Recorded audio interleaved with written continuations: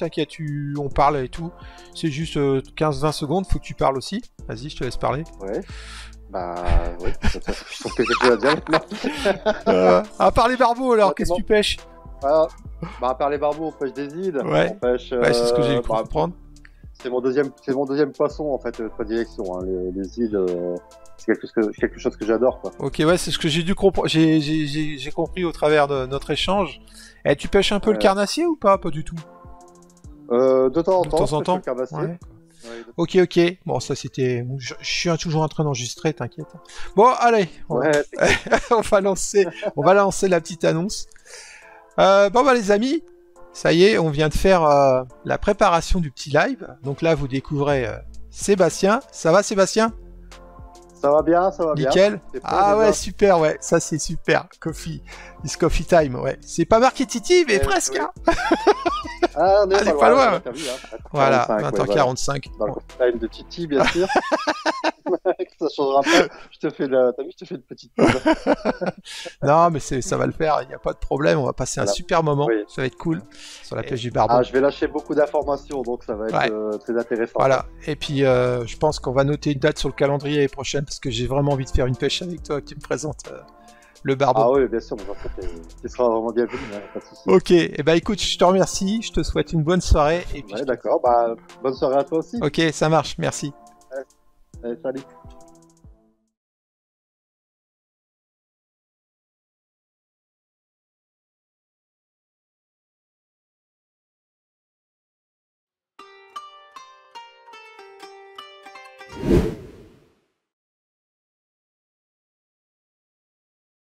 Avec les autres pêcheurs, qui va t'orienter vers un type de pêche.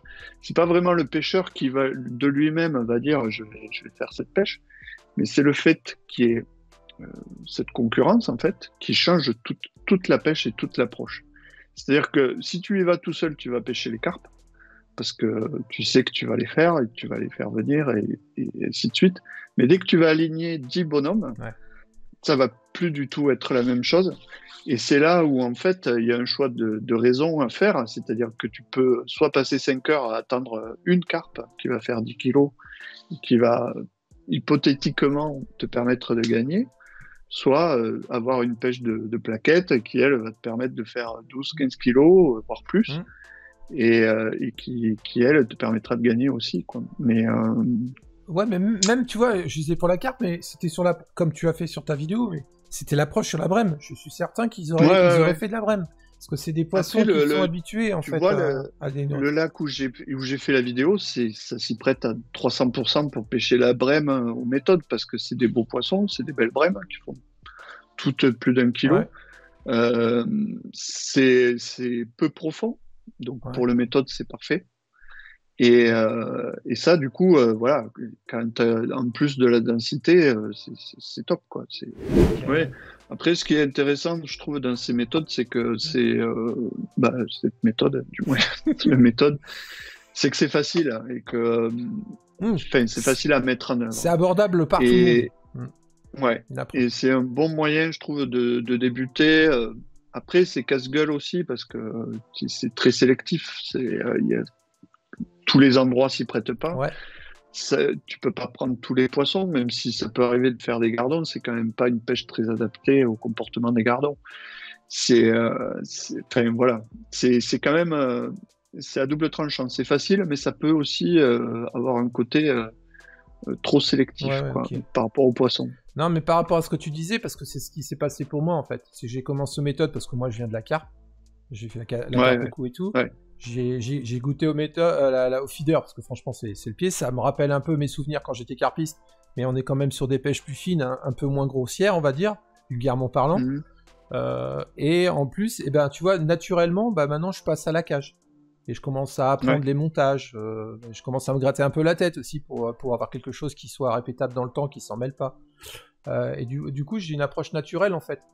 Mais j'ai gardé une méthode et là, je disais, ça fait 2 ans en fait que je pêche comme ça. Moi, je pêche à 2 cannes. Alors, je passe pour un pêcheur atypique quand même, parce que pêcher à 2 cannes, il y en a, ils ont peur, ils savent pas comment faire. Bon, bien sûr, il faut aussi que la pêche s'y prête, parce que si t'as touche sur touche, c'est plus possible, tu pêches très très mal. Mais quand tu es sur des pêches d'attente où tu as une touche tous les 5 minutes, c'est très très bien. Et ça te permet quand même de voir un peu le travail mécanique de tes amorces. Et en étant dans la... Bon, je pêche pas pratiquement toujours sur le même poste, sinon t'en mêles. Mais on va dire dans la même distance et sur une bordure à peu près équivalent de 10-15 mètres séparés des deux lignes, des deux spots. En fait, tu vois quand même... et puis mais tu peux aussi... c'est ce que j'ai fait aussi, c'est alterner. C'est-à-dire, sur un poste qui marche aux méthodes, j'arrête volontairement, je passe à une cage, pour voir, et sur le poste à la cage, je passe aux méthodes. Et à chaque fois, c'est le méthode qui part. Tout le temps. Mais en fait, ce que tu décris, c'est le fonctionnement linéaire, logique, on va dire. À partir du moment où il est linéaire, c'est-à-dire qu'il n'y a pas d'événements qui vont perturber la croissance du coût, on va dire, et qui va permettre en fait d'arriver à une espèce d'apogée où tous les poissons sont regroupés et mangent. Et là, effectivement, le méthode est redoutable dans ces moments-là, quoi. Ouais. Tu vois, on est déjà en train de débattre. C'est cool. Ouais. Entre passionnés, c'est énorme. Du coup,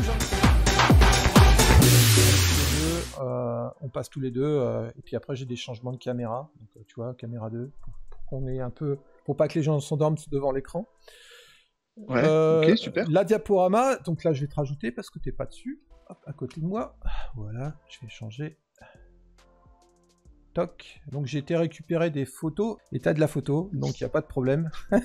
Ouais, et je pensais je peux aussi te trouver des vieilles photos. Si tu veux, ouais, bien, pas de problème. ça me dérange pas, bien au contraire, ouais. Ouais, parce que celles-là, elles sont toutes assez récentes. Ouais, mais, bah je t'avouerai, j'ai regardé, j'ai dit, oh, il y a un paquet, donc est-ce qu'il faut, quoi.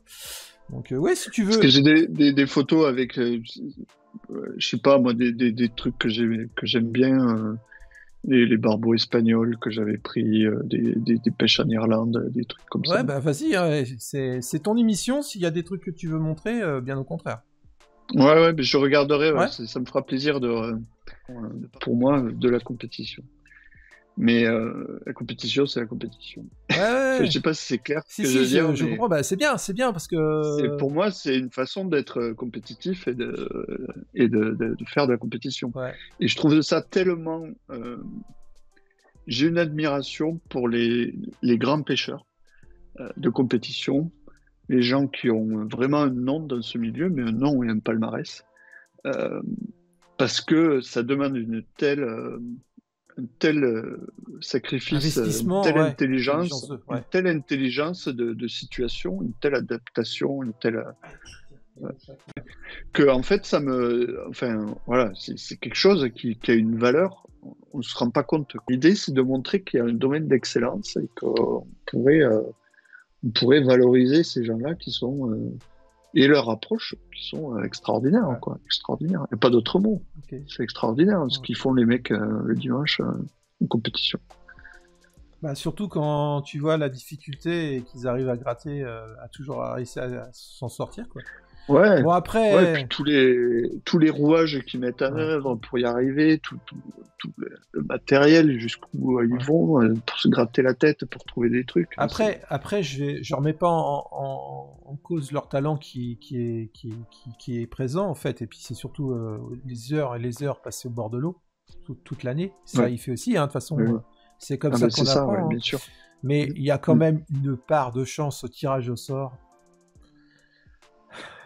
Ouais, bien sûr. Mais au final, si tu lisses ça sur toutes les compétitions qu'on fait, il y a quand même des personnes qui se dégagent. Tu as toujours des gens qui s'en sortent et qui sont toujours présents dans le top 10. Ouais, voilà. Fait, Et après, oui, effectivement, c'est le problème de ce truc-là, quoi. Tu vois, c'est comme souvent ce que je dis, c'est quand t'as pas de la chance au tirage au sort, tu vois, t'as le départ de la finale du 100 mètres au JO. Et puis on dit, toi, ok, toi, tu n'as pas de chaussures aujourd'hui. Allez, hop. Voilà. Et c'est ça, quoi. Okay, ouais. Moi, j'ai été pêché en Suède aussi. J'ai fait la Suède. Alors ça, c'est top aussi au niveau pour la pêche et puis pour la stature. Mais je te dis, j'ai été vacciné par ces mauvaises expériences. Non, mais je plaisante pas. Hein, c'est le truc...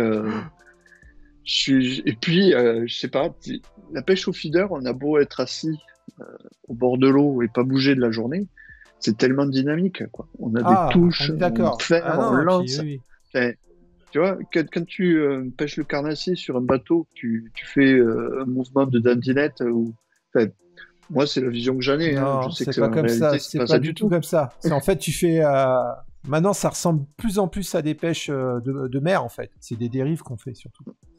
Moi, j'ai pêché. Ça m'attire pas. Voilà. Ce que j'aime, c'est le côté dynamique, lancer, relancer, et puis à chaque lancer, tu te dis merde, qu'est-ce que je peux ajuster. Bon, je pense que les pêcheurs de carnassier font exactement la même chose. Mais voilà. Ok. Mais c'est comme ça. Ok. Eh ben, c'est cool. Bon, tu vois, c'est les questions que je te poserai, puis après, voilà. Après, on passera sur ta chaîne YouTube. Hein. Alors, les questions que je pose toujours à mes invités youtubeurs, comment tu as eu l'idée de créer ta chaîne, comment tu réalises tes films, avec quel matériel, montage et logiciel, quel montage, en fait, le temps que tu passes à faire un montage, parce que je sais qu'il y en a certains, putain, ils sont énormes. Moi, ça y est, je me suis amélioré, mais bon, bah là, pour ton info, j'ai quand même 10 heures de rush de ce week-end, j'ai filmé 10 heures. Et je me suis donné un objectif de faire 2 films de 35 minutes. Putain, c'est chaud quand même. Bon, approche, mais... Ok. Bon, bah les amis, vous voyez, je suis avec Vincent. Ça va, Vincent ?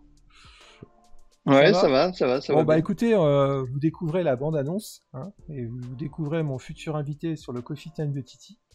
Là, on a pratiquement 1h30 d'enregistrement. Alors, moi, Vincent, c'est la première fois qu'on communique comme ça ensemble, et c'est ce qu'on se disait en off. Quand on est passionné, c'est affolant parce qu'on passerait des heures à parler et à échanger. Ça fonctionne bien. Ça fonctionne. Cool. Alors, je vais vous dire, vous allez découvrir au travers de la bande-annonce, bien sûr, mais on a regardé un petit peu ce qu'on allait vous préparer pour ce live. Comme d'habitude, mes invités, je leur demande de se présenter. Hein. Donc, on va connaître un petit peu plus Vincent pour ceux qui ne le connaissent pas. On parlera aussi, ce qu'on a évoqué le sujet ensemble, son parcours de pêcheur et de communicant, comment il est arrivé à ce qu'il est aujourd'hui. Voilà. Donc, si ça peut intéresser d'autres personnes comme Vincent à essayer d'en arriver là, vous aurez son parcours de vie. C'est toujours intéressant de découvrir... comment il a commencé, ses petites anecdotes, ses moments difficiles, ses moments superbes, et puis voilà, donc ça sera pendant le live. On passera sur un sujet compétition, parce que là j'ai un compétiteur, hein, c'est ce qu'il m'a dit dès les premières minutes qu'on a commencé à parler ensemble, là tu m'as dit, moi la compétition, hein, je me trompe pas, le mot à la mode, c'est influenceur, youtubeur influenceur, donc on est dans une niche, mais le but c'est de partager notre passion au travers de belles images et sur la technique de la pêche. Donc on parlera de ton site internet, bien sûr, et puis ton approche à toi, comment tu fais l'illustration de tes films, comment tu les montes, à quel matériel, enfin les questions basiques qu'on pourrait poser si quelqu'un aurait envie de faire comme nous, quoi. On parlera bien, on l'a dit, de ton vlog. Oui, tout à fait. Et puis on terminera par un petit point, on va dire, sur ton approche, toi, de la pêche au feeder, tes montages, tes nylons, hameçons, cannes. En fait, je pense qu'on pourrait faire quelque chose pour un pêcheur débutant qui voudrait s'initier à la compétition. Et qu'est-ce que tu pourrais, par rapport à ton retour d'expérience, quelle approche à avoir sur le matériel, c'est une bonne idée, ça. Comment aborder une première compétition. Voilà. Ça, c'est une bonne idée, tout à fait. Ok. Et on terminera par la conclusion et le petit mot de fin, voilà. Ok, pas de souci, super. Ok. Écoute, j'ai hâte. Moi aussi. Du coup, je te laisse... Là, on a fait 1h50. Je pense qu'au moment du live, on peut multiplier par 3 ou 4, non ? Ouais, on va perdre des soldats en route, mais c'est sûr que... on pourrait... Oui, on serait dans un petit salon à discuter. Je pense que ça pourrait durer des heures, à mon avis. Donc on donne rendez-vous aux abonnés, à ceux qui vont nous suivre durant le Coffee Time. Donc je te laisse le petit mot de conclusion, hein, à toi de parler un petit peu. Donc c'est rendez-vous vendredi. Écoute, voilà, vendredi 21 avril à 21h, c'est ça. C'est ça. Et moi je suis heureux de vous retrouver, de partager, de prendre un moment pour parler de tout ça, pour parler de tout ce que tout ce que j'ai fait dans la pêche au feeder, cette grande passion qui m'anime depuis des années et des années et qui fait que je suis là aujourd'hui pour vous en parler et puis partager avec vous tout ça, quoi. C'est super intéressant, j'ai hâte, quoi. J'ai hâte d'y être. Ok. Eh ben écoute Vincent, je te donne rendez-vous à vendredi alors. Ça marche. Merci Thierry, à vendredi. Ciao. Salut. Allez.